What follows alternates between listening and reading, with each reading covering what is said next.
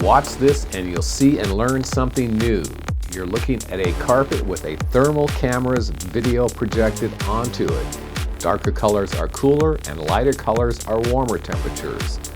We're going to spill a cup of cool water onto our carpet. Oops.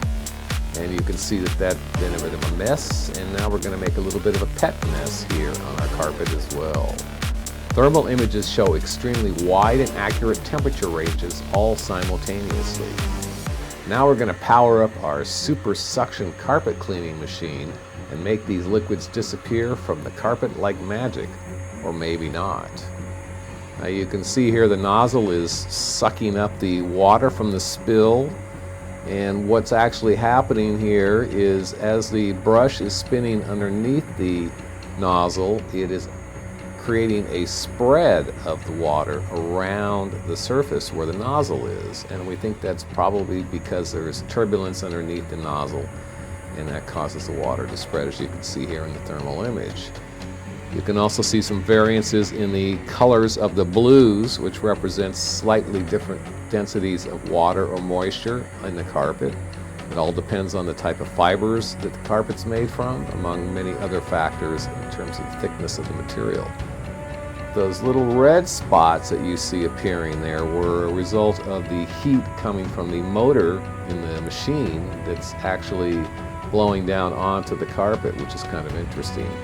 So we've just about sucked up most of the water, and I think what we're going to try to do now is go ahead and put down some cleaning solution, which is really just water in this case, and suck up the final mess and see if we can get this carpet all clean and pretty and new and dry. Not hardly, as you can see. It's still quite damp. You can see the water that's being pulled up from the spray that's now being applied to the carpet. And then we'll hopefully get to the evaporative cooling process here. You see the lighter shades of blue represent a little bit less density of moisture in the carpet. And again, there's that red section, which is probably heat from the motor blower. Just not quite sure. You can see here in this thermal image that the blue in the nozzle is representing cooler temperature, which is a result of the water being sucked up into the nozzle. So check it out, and let's see what happens here in a couple of seconds as we continue our final pass on the carpet. And pull up as much moisture as we can. You can see that there's still quite a bit of dampness in the carpet after this cleaning process. Hopefully we'll eventually get it to dry. You'll never see this probably on a infomercial for a carpet cleaning system. So you're only going to see it somewhere here, like on YouTube. So one more pass on that, and we'll pull it up a little bit more. And it's kind of like watching paint dry, isn't it?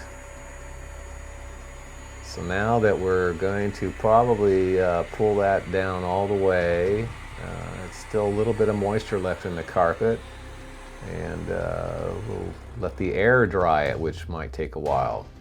So if I put my hands on it here, you can see the warmth from my skin is transferring to the coolness of the carpet, the dampness. And you'll see those handprints fade away and be absorbed into the cool of the carpet. So it's part of the evaporative cooling process.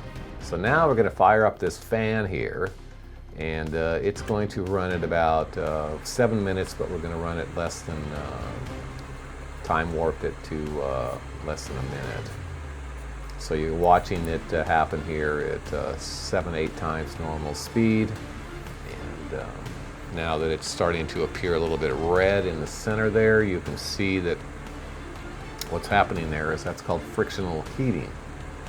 And that's a combination of the airflow pushing across the fibers of the carpet, which is causing it to evaporate as well as warm the carpet a little bit.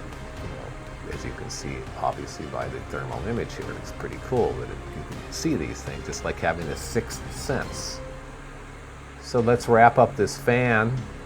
And kind of the real big question here is what's on the other side of the carpet. So we're going to flip it over here and check it out and see what we got. And you will see that it is moist or damp, however you want to call it. It's not dry. And that's definitely interesting, to say the least. And yeah. So the thermal cameras today are really quite impressive, and they're inexpensive. They work well attached to smartphones, or there's handheld units as well.